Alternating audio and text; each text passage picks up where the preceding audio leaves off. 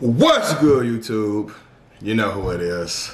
Chris Jones, representing Pump Chasers. Y'all already know, baby. Go to pumpchasers.com. Get your joggers, 3/4 sleeves, your party in the back tee. You see it. Business in the front, party in the back. Fuck with us, baby.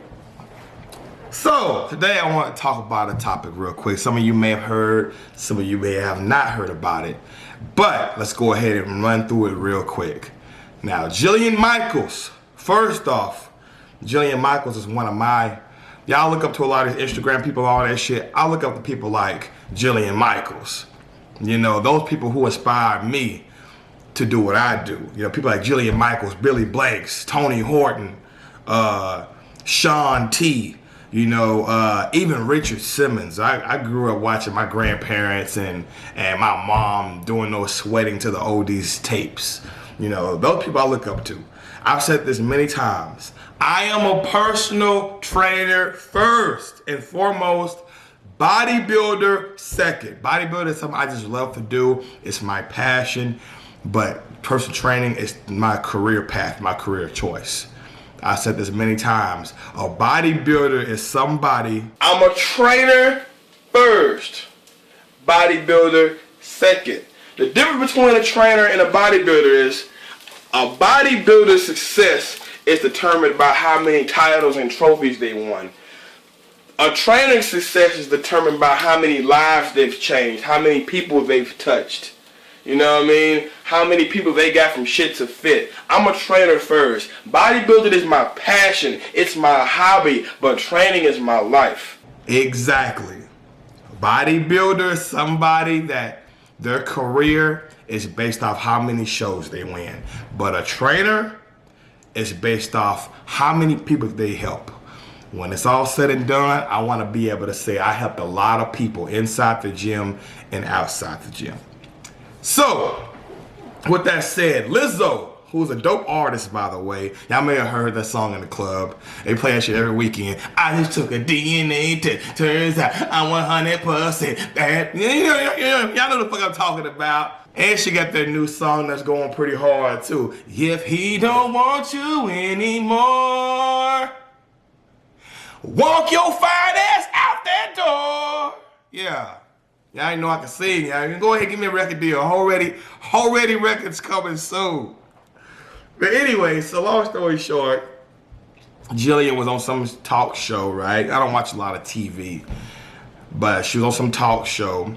And the gist of it is they were talking about Lizzo, right? They were like, man, it's kind of cool to see someone big, a big woman doing music and is actually successful, because she does more of a pop sound.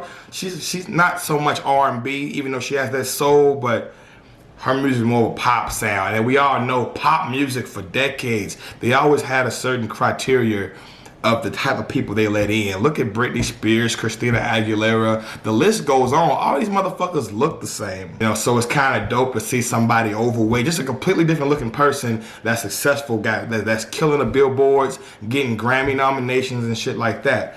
And she pretty much said, that's cool, but why are we so focused on her weight? Why are we celebrating her body? Why does it matter? That's what I'm saying. Like, why aren't we celebrating her music? Why aren't we just focused on the good music? And I completely agree. But then she said, because it isn't going to be awesome if she gets diabetes. Well, I want to ask you, I'm just being honest, like, I love her music. Like, my kid loves her music. But there's never a moment where I'm like, and I'm so glad that she's overweight. Like, why do I even care? We should always be inclusive. But you cannot glorify obesity. It's dangerous. It kills people. It's the #1 cause of bankruptcy in our country. So there's a middle ground here. Now it's like, oh, that woman is 250 pounds, good for her. And it's like, it shouldn't be one way or the other. So as you see, she pretty much went on and on about Jillian's weight, right? And this is my thing. Yes, everything Jillian said was facts. Being overweight is not a good thing. It's not something to be celebrated. And there are quite a few health risks that comes along with being overweight. My issue with the thing is this. Nobody asked for your opinion, Jillian. You know, there's a time and a place for everything. That was not the time nor place to go around, you know, preaching the gospel of us living a healthy lifestyle. It reminds me of how motherfuckers be knocking on my fucking door, which is what let me show you this. It reminds me of how motherfuckers be knocking on my fucking door trying to ask me, do you want to get to know Jesus? Look, man. Right here. Look at my fucking door. Y'all see that shit? Y'all see that? Yes. Bam. We've already found Jesus. All that shit. Please go away. Bro, get in this damn house. Now. Yeah, it reminds me of shit like that. Look, man. I can get on Google Maps. I can find a church. I don't need you knocking at my motherfucking door 9 o'clock in the morning while I'm trying to sleep in. And if you do so, I will slam the door in your motherfucking face. I hate that type of shit. There's a time and a place for everything. Just like I can Google a church, you know, every overweight person can Google a gym. Okay? We see magazines in the grocery store all the time telling people, hey, don't be overweight. We see commercials all the time talking about the #1 killer in America is what? Not cancer, heart disease. So we already know, we're fully aware of all the health risks. Look, everything she said was true, but there's a time and a place for everything, and that was not the place, man. We gotta be careful how we talk to motherfuckers. When you talk to people like that, I believe Lizzo told us, I believe Lizzo's response was, you got your name in my mouth. That's like having my dick in your mouth. How does it taste? Something ignorant like that. But look, I understand. I can't blame her, because when you attack people like that, you put them in a defensive position. Lizzo ain't slow. She's a smart lady, right? Right? She has common sense. She knows one day, maybe not today, but one day she will have to lose that weight. We don't need to bash her every time her name comes up. We gotta talk about her fucking weight. We know she's a big girl. She's gonna have to lose the weight one day. Wanna know why? Because look around.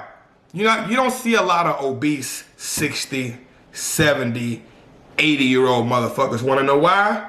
Because not 9 times, I would say 7 times out of 10, unless by some stroke of luck or some miracle, because there's exceptions to every rule, these people usually die before they make it to that age.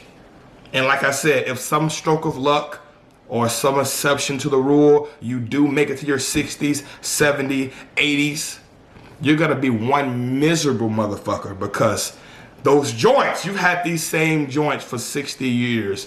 They're not equipped to handle all that extra weight.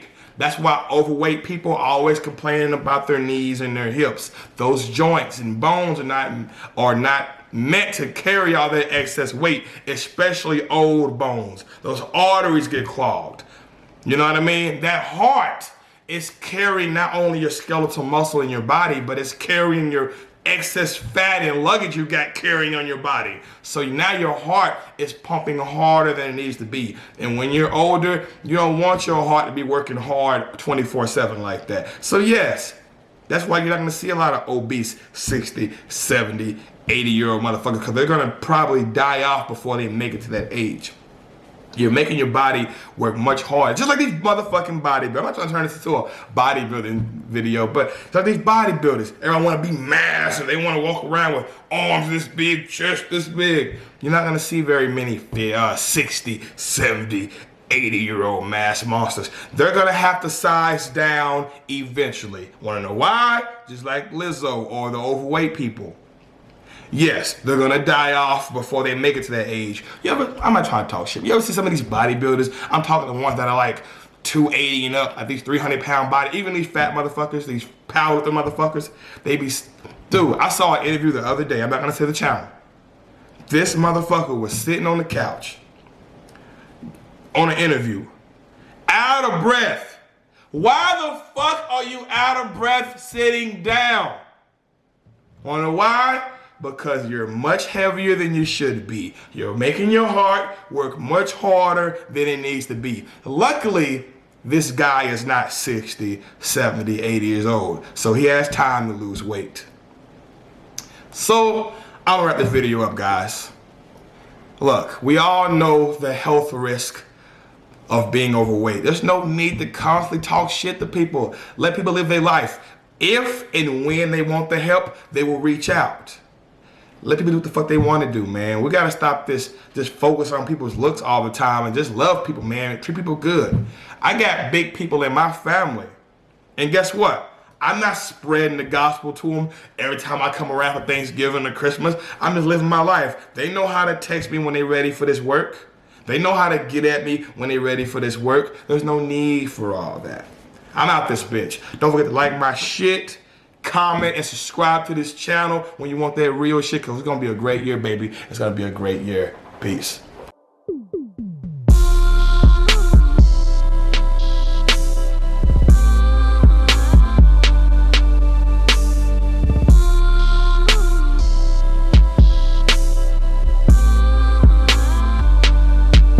Get 30 of them bitches minimum.